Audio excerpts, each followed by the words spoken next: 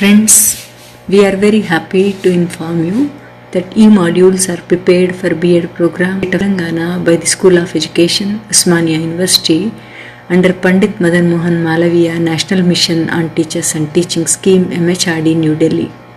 It's indeed our pleasure to share with the teacher educators and the prospective teachers and get maximum benefit out of it.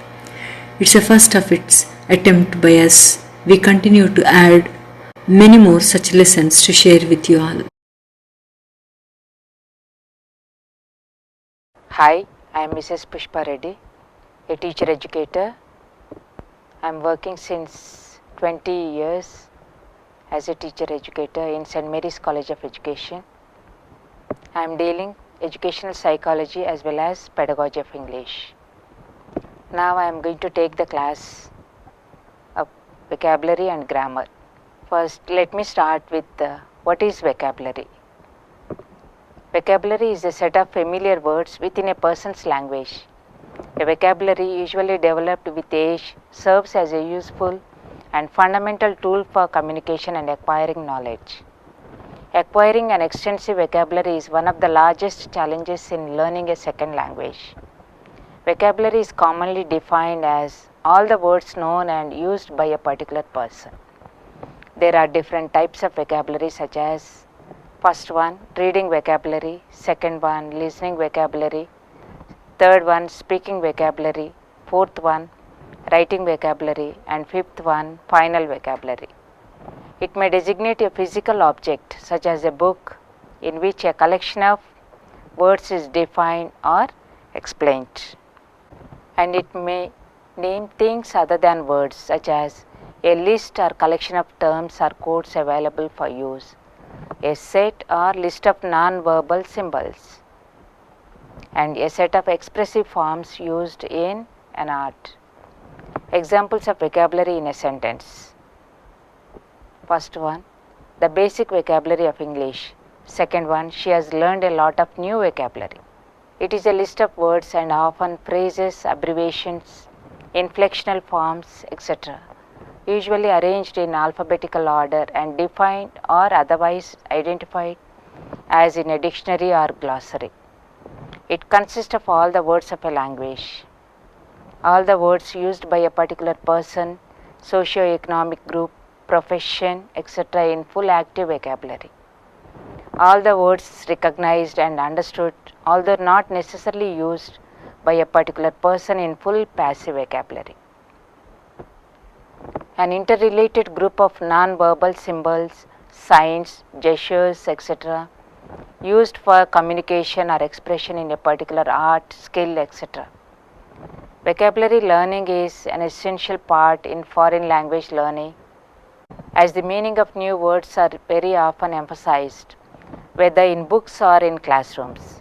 It is also central to language teaching and is of paramount importance to a language learner. Recent research indicates that teaching vocabulary may be problematic because many teachers are not confident about best practice in vocabulary teaching and at times don't know where to begin to form an instructional emphasis on word learning. The relationship between vocabulary knowledge and language use is complementary. Knowledge of vocabulary enables language use and conversely, language use leads to an increase in vocabulary knowledge. The importance of vocabulary is demonstrated daily in and out the school. In classroom, the achieving students possess the most sufficient vocabulary. Why is vocabulary important? Recent research indicates that the teaching vocabulary may be problematic because many teachers are not confident about the best practice in vocabulary teaching and at times do not know where to begin to form an instructional emphasis on word learning. Teaching words is a crucial aspect in learning a language as languages are based on words. It is almost impossible to learn a language without words. Even communication between human beings is based on words. Both teachers and students agree that acquisition of the vocabulary is a central factor in teaching a language. Teaching vocabulary is one of the most discussed parts of teaching English as a foreign language. When the teaching and learning process takes place, problems would appear to the teachers. They have problems of how to teach students in order to gain satisfying results. The teacher should prepare and find out the appropriate techniques which will be implemented to the students. A good teacher should prepare himself or herself with various and up-to-date techniques. Teachers need to be able to master the material in order to be understood by students and make them interested and happy in the teaching and learning process in the classroom. The teacher should be concerned that teaching vocabulary is something new and different from students' native language. They also have to take into account that teaching English for young learners is different from adults. The teachers have to know the characteristics of learners. They moreover need to prepare good techniques and suitable material in order to gain the target of language teaching. Then comes to grammar. What is grammar? The whole system and structure of a language or of a language in general, usually taken as consisting syntax and morphology, and sometimes also phonology and semantics. It also describes the rules which govern the linguistic behavior or a group of speakers. Most of the information in the grammar is, at least in the case of one's native language, acquired not by conscious study or instruction but by hearing other speakers. Prescriptive grammar is taught in primary and secondary school. It evolves through usage and due to separation of the human population. With the advent of written representations, formal rules about language usage tend to appear too. Formal grammar and codifications of usage which are developed by repeated documentation and observation over time. It may also refer to the rules of one relatively well-defined form of English. A fully explicit grammar which exhaustively describes the grammatical constructions of a particular speech variety is called a descriptive grammar. Outside linguistics, the term grammar is often used in a rather different sense.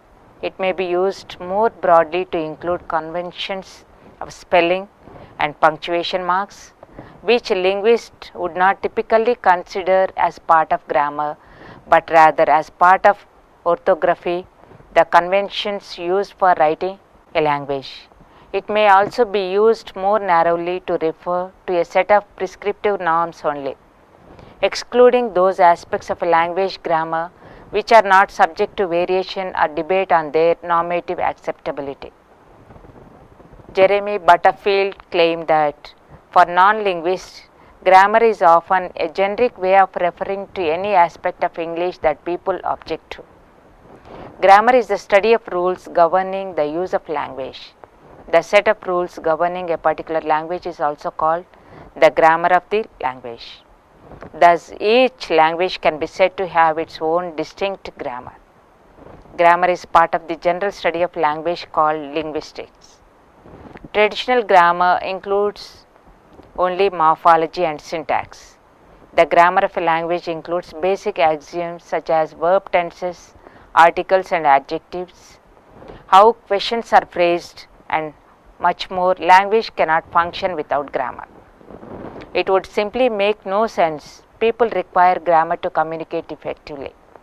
Speakers and listeners, authors and their audiences must function in like systems in order to understand one another. In other words, a language without grammar is like a pile of bricks without mortar to hold them together. While the basic components are present, they are for all intents and purposes useless. Grammar is actually something all of us begin to learn in our first days and weeks of life through interaction with others.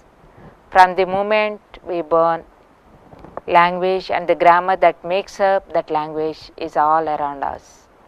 We start learning it as soon as we hear it spoken around us, even if we don't fully comprehend its meaning yet.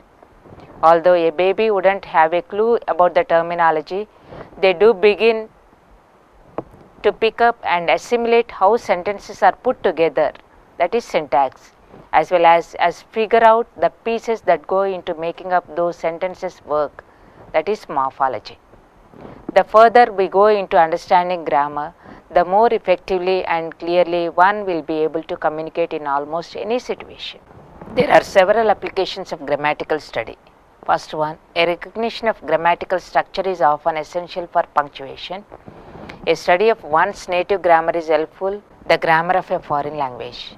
A knowledge of grammar is a help in the interpretation of literary as well as non-literary text, since the interpretation of a passage sometimes depends crucially on grammatical analysis. A study of the grammatical resources of English is useful in composition. In particular, it can help you to evaluate the choices available to you when you come to revise an earlier written draft. Why is grammar important in our life? In a professional setting, having advanced knowledge of grammar can help you interact efficiently and easily with your colleagues, subordinates, and superiors. Whether you are giving directions, getting feedback from your boss, discussing the goals of a particular project, or creating marketing materials, the ability to communicate effectively is extremely important. Comes to types of grammar, there are 8 types of grammar which are as follows. First one, case grammar. Second one, cognitive grammar, construction grammar, generative grammar, lexical functional grammar or else, mental grammar, theoretical grammar, and transformational grammar. Then comes to definition of word formation. Word formation is the creation of a new word. Word formation is sometimes contrasted with semantic change, which is a change in a single word's meaning. The boundary between word formation and semantic change can be difficult to define. A new use of an old word can be seen as a new word derived from an old one and identical to it in form. Word formation refers to the ways in which new words are made on the basis of other words or morphemes, also called derivational morphology. Word formation can denote either a state or a process, and it can be viewed either diachronically, means through different periods in history, or synchronically, means at one particular period in time. The English language has a genius for the formation of expressive compound words. Common examples include sunstroke, pickpocket, elbow room, landlord, hummingbird, etc. The 2 parts of a compound words are usually separated by a hyphen. However, in case of a common compound word, the component parts have become so closely connected that they are now written as one word without any hyphen between them. Types of word. There are 4 main types of word formation. One is prefixes, second one is suffixes, third one is conversions, and fourth one compound. We add prefixes before the base or stem of a word. We add suffixes after the base or stem of a word. The main purpose of a suffix is to show what class of a word it is. Example, noun or adjective. Conversion involves the change of a word from one word class to another. When we use compounding, we link together 2 or more bases to create a new word. Normally, the first item identifies a key feature of the second word. There are other types of word formation such as abbreviations, which involves shortening a word, which involves 3 main ways: clipping, acronyms, and blends. Then comes to prefixes. A prefix is a group of letters that's added to the beginning of a word, and a suffix is an affix that's added to the end of a word. Prefixes modify the meaning of a word. They can make a word negative, show repetition, or indicate opinion. Some suffixes add to change a word's meaning. Others can signal the word's part of speech or indicate verb tense. Some of the most common prefixes in the English language are dis, in, and un, which make words negative. For instance, adding the prefix un to the word kind creates the word unkind, meaning not kind. Other prefixes can indicate position. Is found in common words like subway and submarine. Supra, which means above, often appears in medical terminology such as supraclavicular nerves, which lie on top of veins and bones. Rules for adding prefixes. When you add a prefix to a word, you shouldn't change the spelling of the original word or the prefix. The words disappear, a combination of dis and appear, unhappy and undo all illustrate this guideline. Follow this rule even if the spelling results in double consonants, such as in the words misspell,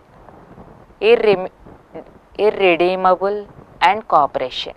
You should use a hyphen when joining a prefix to a proper noun, as in pro-American. There should always be a hyphen after the prefix itself, that is in self-esteem, and after the prefix ex when it means farmer, ex-minister. Hyphens can also prevent misreading, mispronunciation or confusion with other words. For example, you should hyphenate recover, which means to cover again, to avoid confusing it with the recover, means to regain or repair. Monorail, monolingual, mono means one, multipurpose, multicultural, multi means many, post-war, postgraduate, post means after. Unusual, undemocratic, not, opposite to. Co-worker, co-pilot, cooperation. Co means with. Devaluate, defrost, derail, demotivate from. De means off, down or away.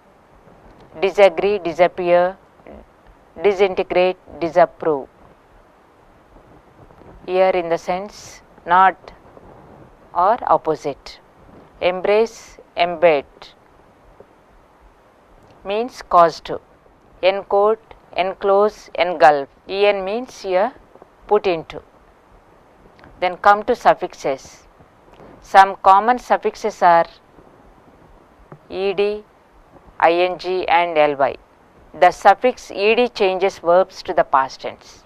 In the sentence, Sandy shoveled the snow, the ed suffix creates the past tense of the verb to shovel. The ing suffix makes the verb take place in the present, as in the following. The ing suffix makes the verb takes place in the present, as in the following sentence. Sandy is shoveling the snow. The suffix ly is commonly added into adjectives to form adverbs. Examples of adverbs with the ly suffix include joyfully, quickly and loudly.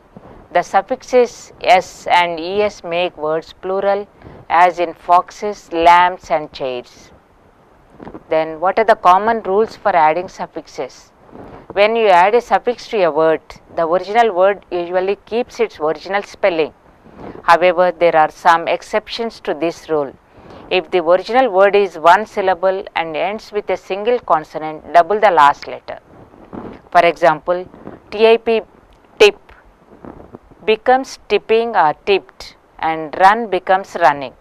If the word ends in multiple consonants, as in the word bank, last letter doesn't get doubled. Terrorism, ISM or DOM are used to form nouns. Employer, actor. Here, ER and OR are used to form nouns to describe people who do things. Widen, simplify. EN and IFI are used to form verbs.